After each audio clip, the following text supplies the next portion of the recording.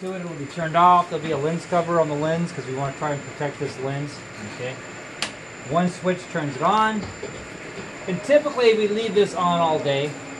Okay, we will make sure we turn the lamps off though. Okay. So I turn the comparator on. It's going to load the QuadraCheck controller. This here has the ability to pick off points, store different elements, compare distances between elements and things like that. It's actually quite a powerful geometry checker of your part. So if you press any one of these, it brings up the displays. Okay, that kind of just turns it on. So lenses, you have a profile lens, and the profile lens is probably the most common one that you will use. On this particular model of comparator, you want to just try to focus up and get things as clear as you can, but also you want to watch out that the front of your table is not going to be bumping into the lens. Because the lens, you can see, has been bumped many times. It will bump the lens. Typically you try to get your part up a little closer, and that is kind of nice because that forces your focal length to get back, which in turn keeps the table away from the lens. Okay? We have a 10 times lens on this. The lenses are interchangeable. Probably we'll be buying some new lenses for this guy because what we're going to find is this 1/8 inch radius, or 1/8 inch radius. I think it's 1/8 inch, or is it 60 thousandths? I forget what it is. 60,000. It's very difficult to check with this power lens. If we had a better lens, we can make that radius take up the whole screen, and it'd be much easier to get an accurate reading. Okay. Anyway. All right. So. This here is your angular feature, the Q.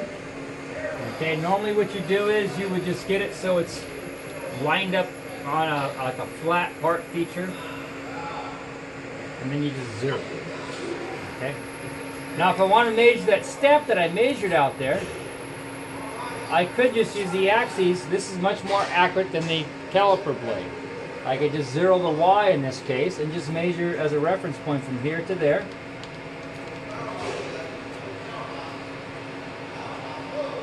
That step, I'm measuring about 151 thousandths. Okay? If you want to get even more precise with this tool, then yeah, you can get a more powerful lens, but also a real cheap way to get better measurements on this is to get the highest power optivisors that you wear on your head. Bring them down, you'll see that much better and locate your points that much better. Okay? The lenses for this guy, like the 20 times lens I'm kind of looking at, or the 50 times lens, are about $1,000 a piece. Okay?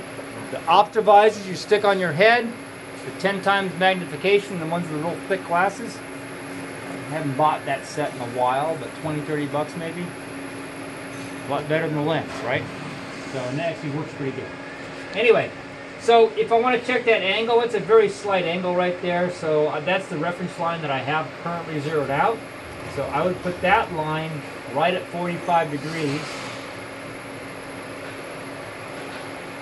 And this is showing 45 degrees. It's showing just minutes. You can change this so it's decimal degrees also. Is it decimal? It was decimal. It was decimal. It's not 98 minutes. You always want, decimal typically gives you a better reading. But in this case, you would just go ahead and line it up. That's the line that I lined it up to. So yeah, we're pretty much right at about 45 degrees. That particular line right there. Okay. It also has a 30 included here. So for doing threading tools, that one's already built into it. Usually that's the one people zero out. I don't know why it wasn't zeroed out when it was on there, but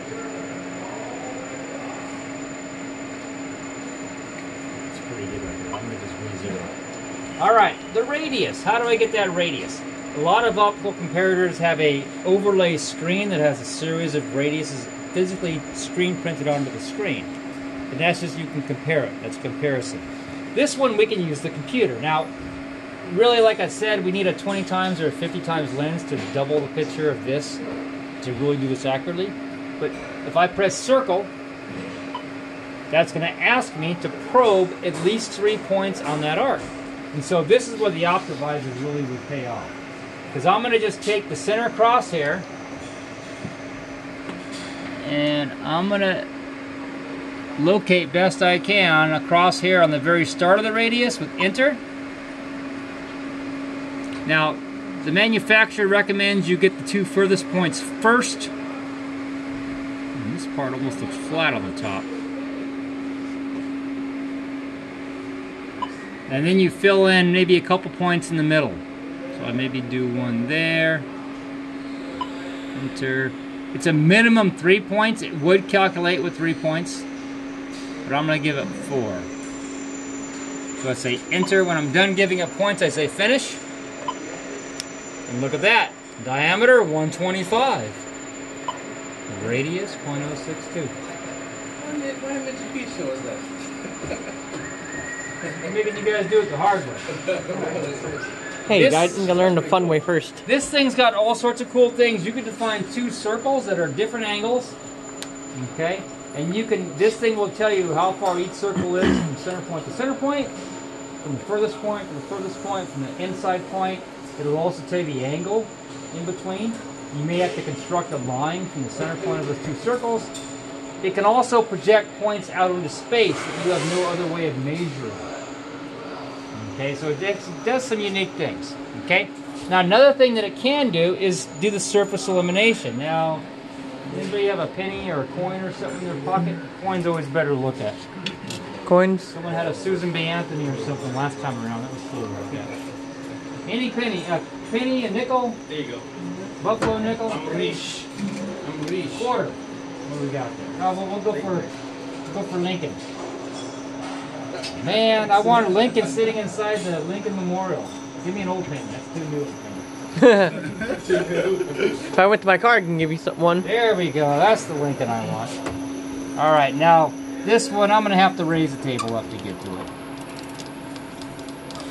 Or I guess maybe I don't got to raise it to that much. Oh yeah, it'll sit like that. That's pretty cool. Of course, the table's going to wobble as I bring this guy up. Why don't you put a piece right next to it?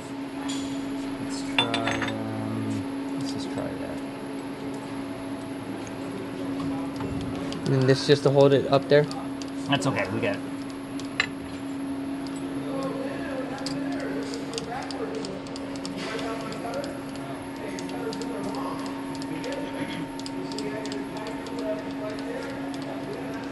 Alright, so this is what these guys are for.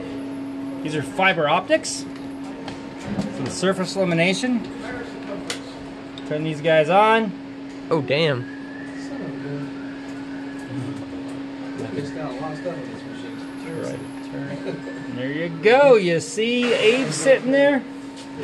There he is right there. I can measure how tall Abe is. Let's see. Abe is from his feet, bottom of his feet. The top of his head is about 51 thousandths. Okay. And I could even tell you the distance of the columns. That column right here, how of course it kind of tapers up a little bit. But that column is about 16 thousandths. I'll tell you what the steps are. So lots you can do. Okay. Now, you don't need this backup light on for anything other than looking at the face of something. So many times I walk in here, it drives me freaking crazy. The students are just doing their soft center, or they're just measuring their vice stop, and they got these damn surface illumination light on. That's a separate lamp, $30 lamp, okay, that burns out periodically, and you know, it's like, so don't use it unless you need it. Okay? So, where you might need it is, if you're at work and you know your coworker is really hungover and you're showing them how to use the comparator, you put those like that, and you tell him that he has to turn on the surface illumination the whole time. Okay? That's what it's good for, because that will give you a blinding freaking headache. At least you'll know never use them. You'll never want to use that machine again. Anyway, that's the surface illumination lights. Want your penny back? Thank you, sir. Alrighty. Alright, so we've determined we got a good checker. Okay? So now we proceed through and go ahead and make 9 more in that machine. Okay? So that machine, now let me go over a couple more things, but also the minimum amount we can chuck on. And the chuck, and I'll go over that, is like about 3/4 of an inch to an inch. If you go anything under that, you're probably going to spit the part out when you're cutting it. Okay, I'll show you guys an example. Let's head out there. Now, when we're done with this machine, normally we'll just turn the profile off. We usually leave the computer on.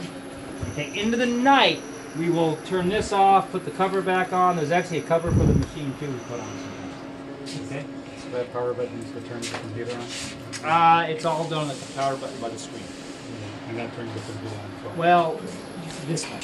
Yeah. That one, not that one. Right. You just do it off the one button. Okay.